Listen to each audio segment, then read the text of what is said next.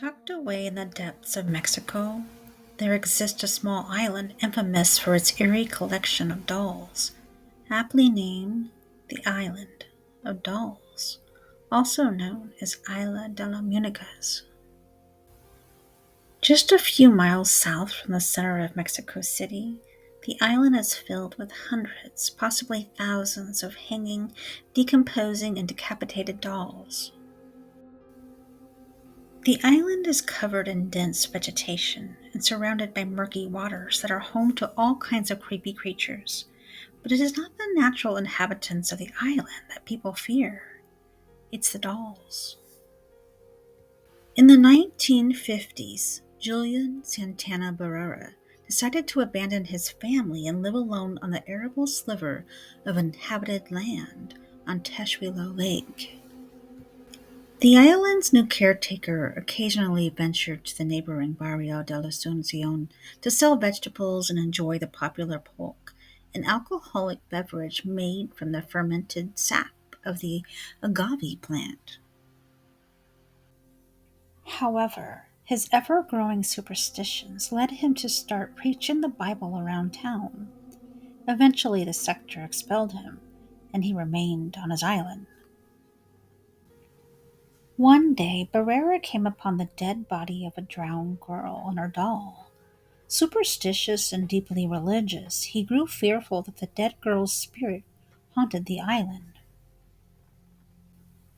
He decided to hang her doll upon a tree to appease her potentially vengeful soul, and started a habit that he wouldn't break for the rest of his life.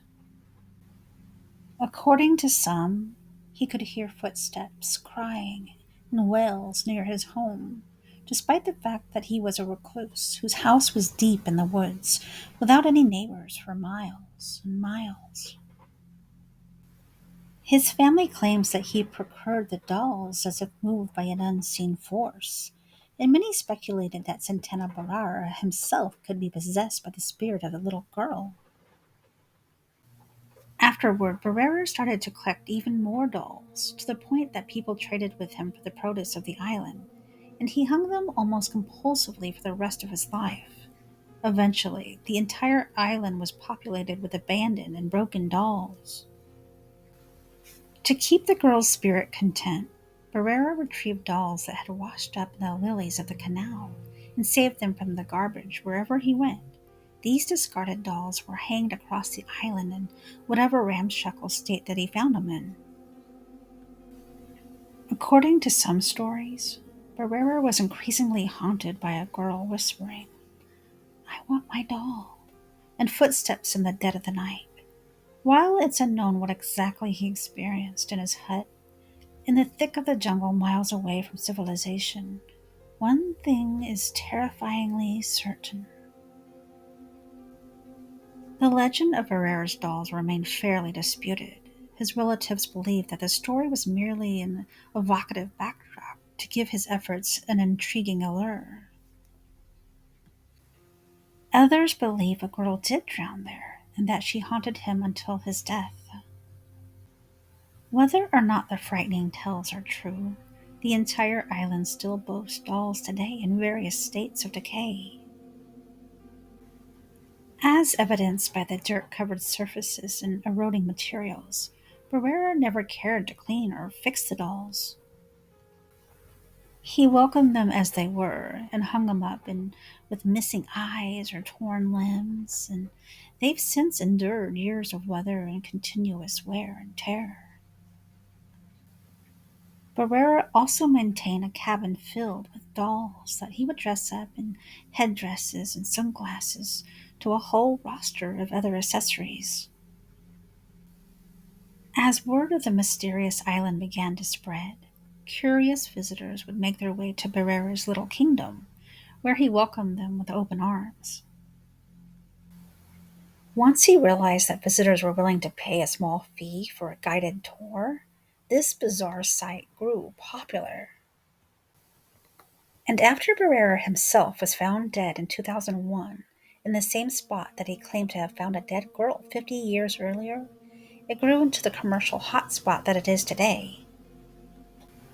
But the dolls were no ordinary dolls. They were old and worn. Some had missing limbs, and others had their eyes gouged out.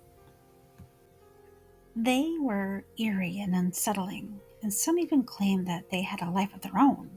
They whispered to each other and moved on their own, and some even claimed they had seen the dolls following them as they walked through the woods. One day, Barrera was found dead, drowned in the same waters where he had found the girl's body. Some say that he was driven to madness by the dolls and that they were responsible for his death. Others claim that the dolls are cursed, possessed by the spirits of the dead, and that they continue to haunt the island to this day.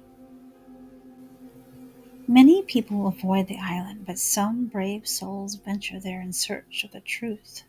They say that the dolls still hang from the trees, their eyes following you as you pass by. They say that the dolls whisper secrets to each other, and if you listen closely, you can hear them too. But beware, if you stay too long on the island, the dolls may take you as one of their own. Alright, guys, this was kind of a small little video, but a creepy, creepy island for sure, right? This reminds me, in a way, of the Winchester house building onto the mansion to appease the spirits. What do you guys think of this island and those dolls? Is it crazy? Would you visit this island? Why? Or why not? Thank you guys for watching this episode, and I hope to see you guys all next time on Tales Told in the Dark.